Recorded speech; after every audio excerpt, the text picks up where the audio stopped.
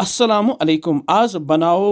Marinated कॉकुड़ तो गंड तो वारिया मजेदार तो अमिच फरमाइश कर्मज वारिया लुको वारिया ब्रो तो वमेद तिमन यह जरूर पसंद तो पक्यू करो जल्दी जल्दी शुरू मे ओनमुत बाजार कॉकड़ पूत तो यह थो मे छलित छुकित साफ कर अत मे सीन तुलमुत थोद तो ये मे थमित गंड 3 निकराइत साफ कर तो यम गंड त्रोस ये कॉकड़ सती तो बे त्रो ये नून चमच 1.5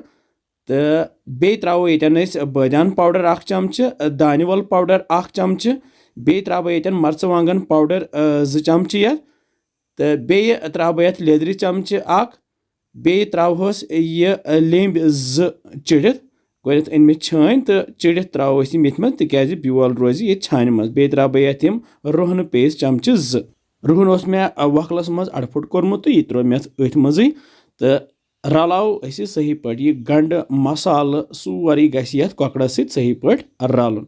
तो रलित करो यह सेट अगर यह काल थवन मैरिनेट करने बापत तो सुबह क्युत रनहोन पे यह वारिया असल बनियोमुत तो दमे दह तुलो डखन थोद तो सोन कॉकुड़ वन मैरिनेट कर तैयार तो वन लागोन यह रन तो मे जोल गैसस पे थो मे बान तो बानस मज त्रो फल तेल त्रा बह ये 3 क्रेंड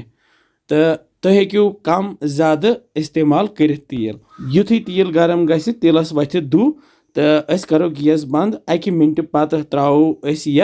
यह मैरिनेटेड कर यह कॉकुड़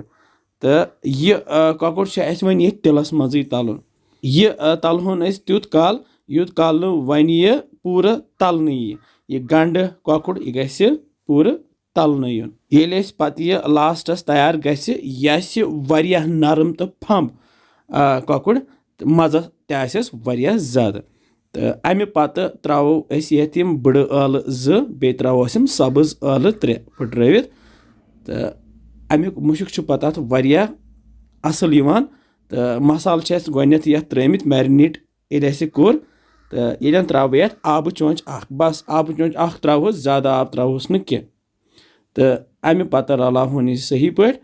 तो थवोस पे डखन तो करहोन यह 5-10 मिनटन तैयार 5-10 मिनट गसित अत रस वन रप्योमुत यह मोट्यो वन अगर गर पथिस तस आमुत थो कल यह मैरिनेट कर तो सुबह दिमो पथिस बनत वारिया मज तो यह त्रो पे यह दानि वल सजावन अमी तो तुल बह यम पीस 1-2 थो प्लेटस मज तो बे त्रोस थोड़ा सा रस कतर यह मोट मोट तो मे यपर चौचे 2-3 तैयार थमच कर लक्चे लक्चे वोज गोल गोल तो यह मैरिनेटेड गंड कॉकुड़ खेमोन ये चौचे सती तो बह हावो तुम यह लेग पीस अत ट वुस क्युत नरम तो फम बनियोमुत बह त्रा चौचे मज बे तुलहस रस कतर तो खेमो करो बिस्मिल्लाह वारिया मजेदार तो वमेद तुम यह अजुक मैरिनेटेड कॉकुड़ तो गंड पसंद आमुत तो तिमन पसंद आमुत यमो फरमाइश कर्म तो बिहु रबस हवाल।